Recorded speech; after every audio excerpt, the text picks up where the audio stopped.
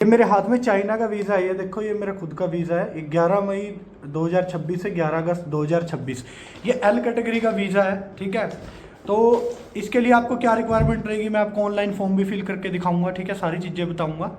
और इसके अंदर मैं आपको एक चीज़ बता रहा हूँ, ये एल कैटेगरी है, टूरिस्ट वीज़ा है। इसके अंदर आपको होटल बुकिंग और फ्लाइट की ज़रूरत पड़ेगी। मोस्टली लोग बोलते हैं कि आपको कन्फर्म लगानी है, लेकिन मैंने होल्ड वाली लगाई थी, अच्छी बुकिंग लगाई थी। अगर आपको चाहिए, अगर आप लगाओगे मतलब, तो मेरे से ले सकते हो आप, ठीक है। मैंने वो वाली लगाई थी बिल्कुल। एक तो पे एड प्रॉपर्टी वाले होटल होते हैं, मैंने वो नहीं लगाए थे।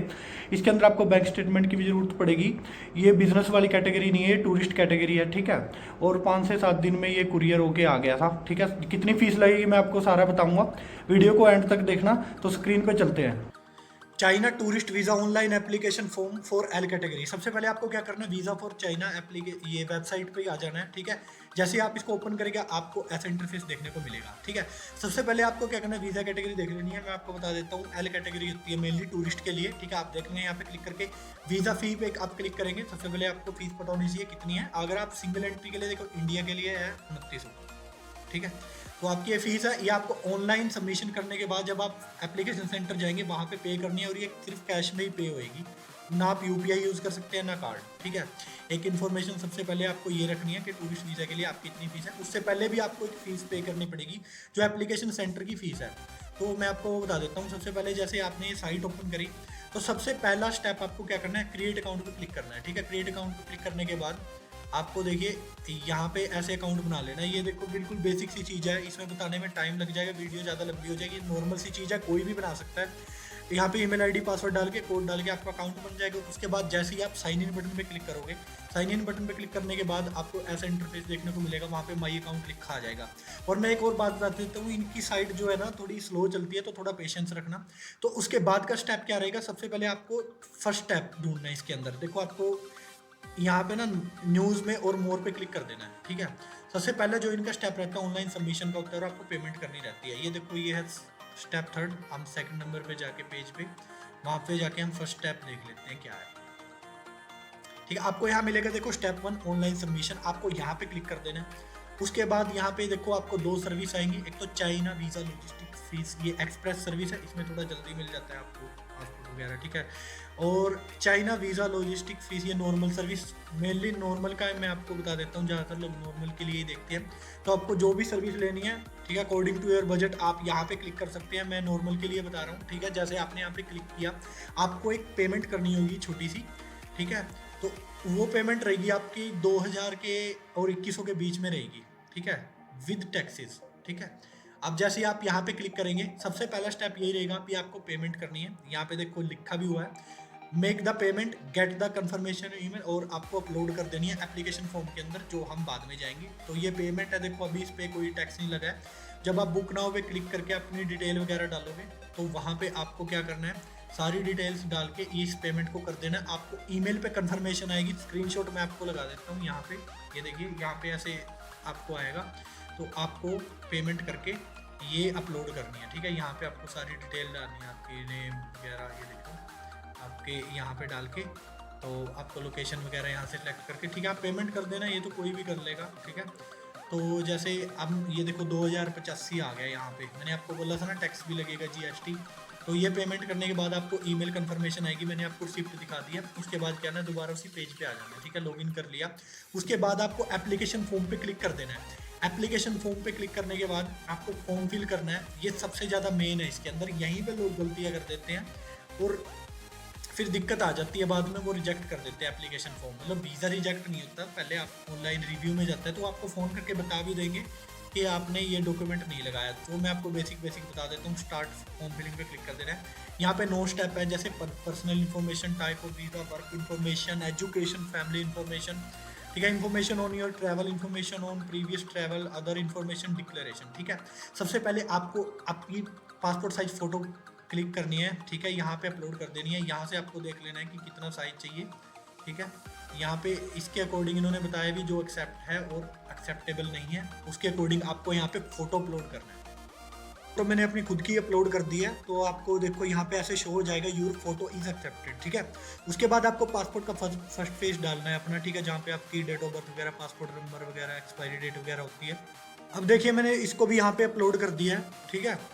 आपको भी ऐसे सेम करना है, ठीक है। ये जेपीजी और पीएनजी में ही अपलोड होएगा। उसके बाद जैसे आपका सरनेम जो भी है, ठीक है, अगर नहीं भी है तो यहाँ पे नोट एप्लीकेबल क्लिक कर लेना और फर्स्ट नेम डाल देना, ठीक है, जो भी है आपका, ठीक है। अपने पासपोर्ट के अकॉर्डिंग अपनी डेट ऑफ बर्थ डाल देना, जैसे जो भी एग्जाम्पल के लिए कुछ भी डाल सकते हो आप, जो भी, कुछ भी नहीं, जो आपके पासपोर्ट में होएगी वही डालोगे, ठीक है। उसके बाद अपना एड्रेस वगैरह सेलेक्ट कर लेना, कंट्री सेलेक्ट कर लेनी है, ये बिल्कुल बेसिक इन्फॉर्मेशन है, ठीक है। तो जैसे इंडिया सेलेक्ट कर लिया, उसके बाद यहाँ पे स्टेट मैंने एचआर डाल दी, सिटी, कि मैं आपको डमी के लिए बता रहा हूँ, आप अपने बिल्कुल एक्यूरेट डालना, ठीक है। मैरिड अनमैरिड हो, सिंगल हो, ठीक है, यहाँ से सिलेक्ट कर लेना है। उसके बाद आपको अपना आधार आईडी डाल देना, अगर नहीं है तो यहाँ से नोट एप्लीकेबल क्लिक कर देना, ठीक है। आपके पास यहाँ पे नो आएगा, ठीक है। Do you have permanent resident state in any other country, अगर है तो यस कर लेना। आपकी प्रोफाइल के साथ जो मैच करे ये पढ़ के कोई भी कर सकता है, यहाँ पे जैसे नो आएगा। मेनली पासपोर्ट जैसे ऑर्डिनरी होता है तो यहाँ पे पासपोर्ट नंबर जो भी है पासपोर्ट नंबर डाल दिया, ठीक है। प्लेस ऑफ इशू जैसे चंडीगढ़ डाल दो यहाँ पे, और उसके बाद सेव बटन पे क्लिक करके एक्नॉलेज पे क्लिक करके उसके बाद आपको नेक्स्ट बटन पे क्लिक कर देना है। जैसे ही आपने नेक्स्ट बटन पे क्लिक किया, एक्नॉलेज कर लिया था, उसके बाद आपको यहाँ पे आएगा वीज़ा। आपको टूरिज्म के लिए मैं बता रहा हूँ तो एल कैटेगरी सेलेक्ट कर लेनी है। अगर आप सिंगल जा रहे हो तो आपको फर्स्ट ऑप्शन, नहीं तो अगर आप ग्रुप में विजिट कर रहे हो तो ये वाला ऑप्शन क्लिक कर लेना है। उसके बाद सर्विस आपने जो भी ली है, मैंने नॉर्मल के लिए आपको बताया तो नॉर्मल सेलेक्ट कर लेना। जो भी आपने पेमेंट करी है तो यहाँ पे एक्सप्रेस क्लिक कर लेना, ठीक है। उसके बाद आपको यहाँ पे जैसे सिंगल एंट्री डाल रहे हो तो यहाँ पे 3 आएगा, क्योंकि आपको 3 महीने का वीज़ा मिलता है पहले, तो यहाँ पे आपको 30 डाल लेना है। ये बिल्कुल सेम डाल लेना, कोई दिक्कत नहीं है अगर आप सिंगल एंट्री के लिए हो, ठीक है। तो उसके बाद सेव बटन पे क्लिक कर लेना, दोबारा फिर एक्नॉलेज आएगा तो यहाँ पे क्लिक कर लेना है। उसके बाद फिर नेक्स्ट बटन पे क्लिक कर लेना है।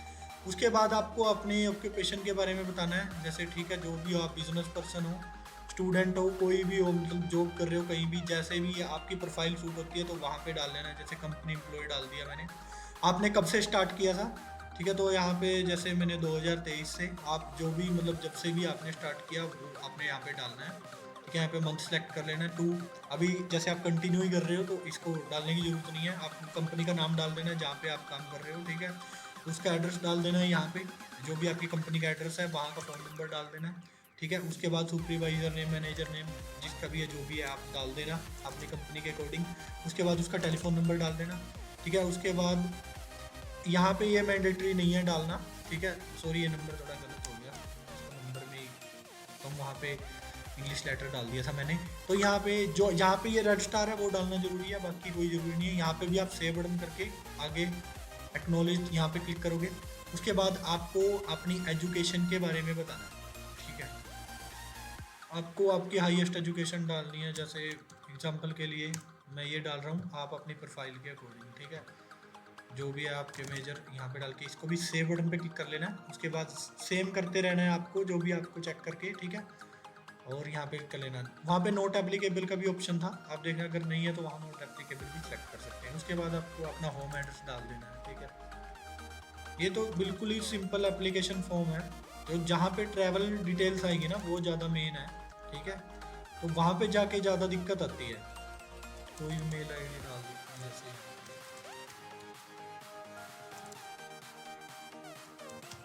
यहाँ मैंने मेल आई डी डाल दी। यहाँ पे आपको पेरेंट्स की डिटेल डालनी है, ठीक है, अपने पे अगर सरनेम है तो ठीक है, नहीं तो नोट एप्लीकेबल कर देना, ठीक है। उसके बाद अगर फादर नहीं है किसी के तो यहाँ पे ये आ जाएगा नोट एप्लीकेबल, ठीक है, यहाँ से सेलेक्ट कर लेना, ठीक है। दोबारा डालना, यहाँ से आप इंडिया सेलेक्ट करेंगे। उसके बाद उनकी डेट ऑफ बर्थ आएगी। ये मैं बिल्कुल डमी डाल रहा हूँ, आप अपने पासपोर्ट की और अपनी पर्सनल डिटेल के अकॉर्डिंग। यहाँ पे नो आएगा, is your father in China, ठीक है, अगर है तो यस, ठीक है। मदर की डिटेल भी ऐसे ही आएंगी, अगर नहीं है तो यहाँ पे फिर आप नोट एप्लीकेबल कर सकते हो, ठीक है, और उसका रीज़न बता सकते हो। यहाँ पे हम डिटेल डाल देते हैं, जैसे कुछ भी सेम टू सेम, जैसे फादर की डिटेल डाली थी यहाँ पे मदर की भी ऐसे ही डाली थी। यहाँ पे इंडिया सेलेक्ट कर लेना है, उनकी भी डेट ऑफ बर्थ डालनी है, यहाँ से सिलेक्ट कर लेना है। वही same question, is your mother in China, तो यहाँ पे भी आपको नो कर लेना है, मोस्टली तो नो ही आता है। उसके बाद अगर आप सिंगल हो तो बच्चों का तो यहाँ पे नॉट एप्लीकेबल ही आएगा, ठीक है। उसके बाद ये पूछ रहा है कि आपका कोई रिलेटिव इंक्लूडिंग पेरेंट्स चाइना में है, तो यहाँ पे नो। यहाँ पे सेव बटन पे क्लिक कर लेना, फिर एक्नॉलेज, फिर नेक्स्ट बटन पे क्लिक कर लेना। ये सबसे ज़्यादा इंपॉर्टेंट पार्ट है। अगर यहाँ मिस्टेक होगी तो ये मान लो कि आपका वीज़ा रिजेक्ट भी हो सकता है और ऑनलाइन रिव्यू भी एक रिजेक्ट हो जाएगा आपका, ठीक है। तो आपने बिल्कुल जो भी होटल बुक किया है, फ्लाइट बुक किया है, उसकी डिटेल्स यहाँ पे डालनी है according to your travel plan. आपको यहाँ पे सारी इन्फॉर्मेशन डालनी है। जैसे मैंने यहाँ पे डेट डाल दी कि आप कब आओगे चाइना के अंदर, ठीक है। उसके बाद पूछ रहे हैं भी कौन सी एयरलाइन से आओगे, फ्लाइट नंबर क्या है, आपकी टिकट पे जो भी आप करवाओगे डमी टिकट वगैरह, वहाँ से आपको एयरलाइन का नाम और वो नंबर डाल देना है, ठीक है, फ्लाइट का। यहाँ पे आपको सिटी सेलेक्ट करनी नहीं है, वो फिर दोबारा वही according to your travel plan. उसके बाद यहाँ पे भी, और यहाँ पे एड्रेस टू स्टे, ये बहुत ज़्यादा इंपॉर्टेंट है। मैंने पीछे बोला था कि जहाँ पे रेड स्टार नहीं है वो मत डालना, लेकिन यहाँ पे आपको होटल का पूरा एड्रेस डालना है, ठीक है। पूरा जो भी आप बुक करोगे उसके नाम के साथ आपको एड्रेस पूरा डाल देना है, ये बहुत इंपॉर्टेंट है, ठीक है।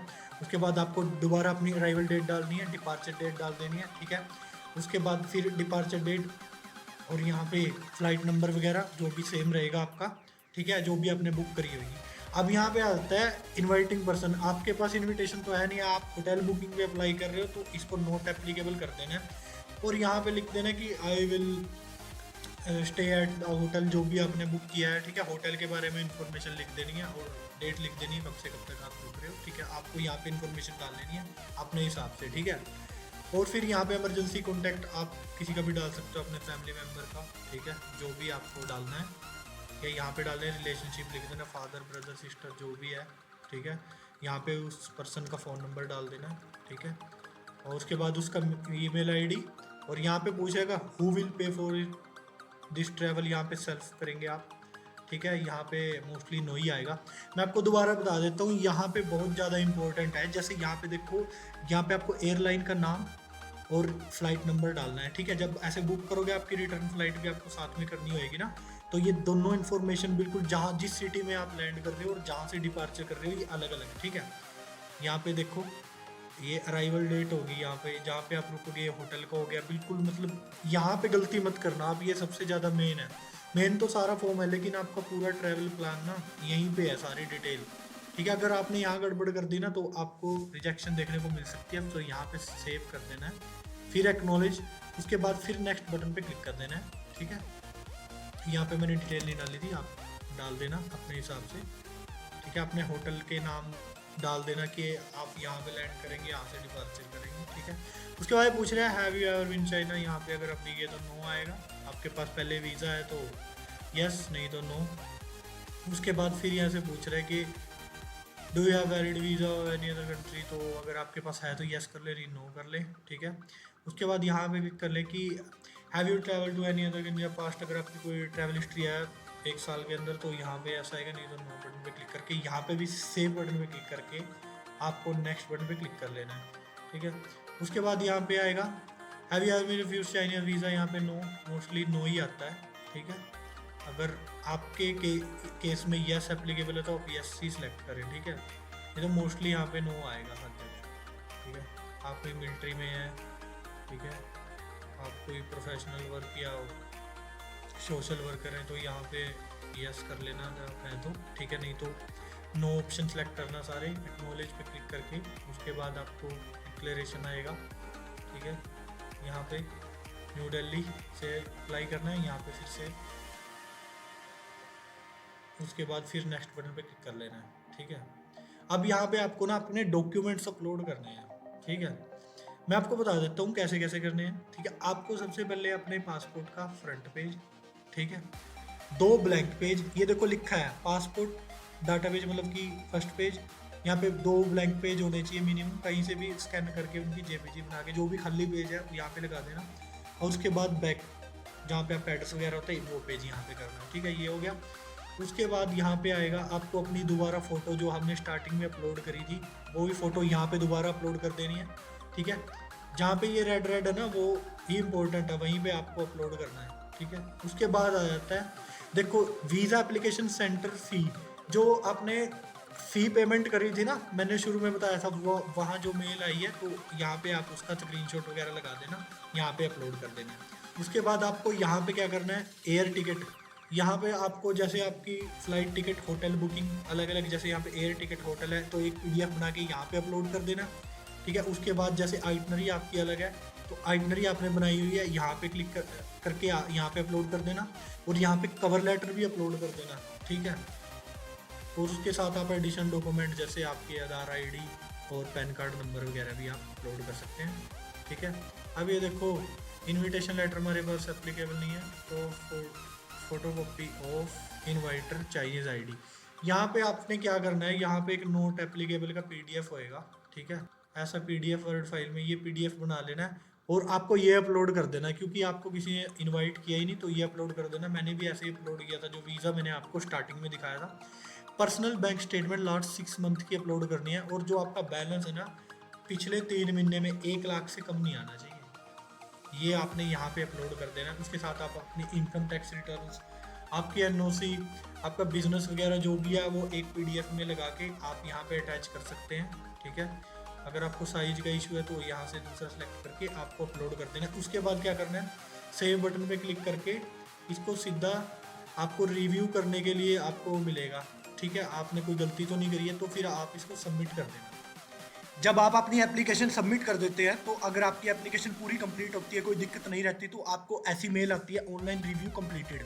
उसके अंदर आपको एक PDF मिलता है, ठीक है। जैसे आपने दिल्ली से अप्लाई किया, तो मैंने दिल्ली से अप्लाई किया था, मान लो आप भी दिल्ली से अप्लाई करेंगे या कहीं से भी अप्लाई करेंगे, नीचे आपको एड्रेस मिलेगा और आपको इसका प्रिंट आउट लेके जाना है, ठीक है। इसका प्रिंट आउट लेके जाएंगे, जो भी डॉक्यूमेंट आपने एप्लीकेशन फॉर्म में लगाए, आपकी bank statement, NOC, cover letter, flight itinerary, hotel booking, सारी आपने इसके साथ प्रिंट निकाल के, जो VFS को फीस भी दी थी वो भी प्रिंट निकाल के VFS सेंटर जाना है, ठीक है। वीज़ा एप्लीकेशन सेंटर जब जाएंगे आप, तो वहाँ पे आपको इनको सबमिट करा के अपनी फ़ीस जो है पे कर देनी है। अगर आपको कुरियर सर्विस लेनी है तो आप कुरियर सर्विस भी ले सकते हैं। अगर आपको होटल बुकिंग और फ्लाइट टिकट चाहिए तो आप मेरे से ले सकते हैं, मैं बहुत सारे क्लाइंटों को वो देता हूँ, उसके थोड़े चार्जेस रहते हैं, 3000 के अंदर आपको मिल जाएगा। मैंने भी अपना वीज़ा इसी से निकाला है। और अगर आपको पूरा एप्लीकेशन पैकेज चाहिए तो उसके चार्जेस 7000 है। अगर आपको मेरे से कॉन्टैक्ट करना है तो टेलीग्राम का नीचे लिंक है और मेल ID का लिंक है। अगर आपको सर्विस लेनी है तो आप कॉन्टैक्ट कर सकते हैं, नहीं तो किसी और से भी करवा सकते हैं। Thank you.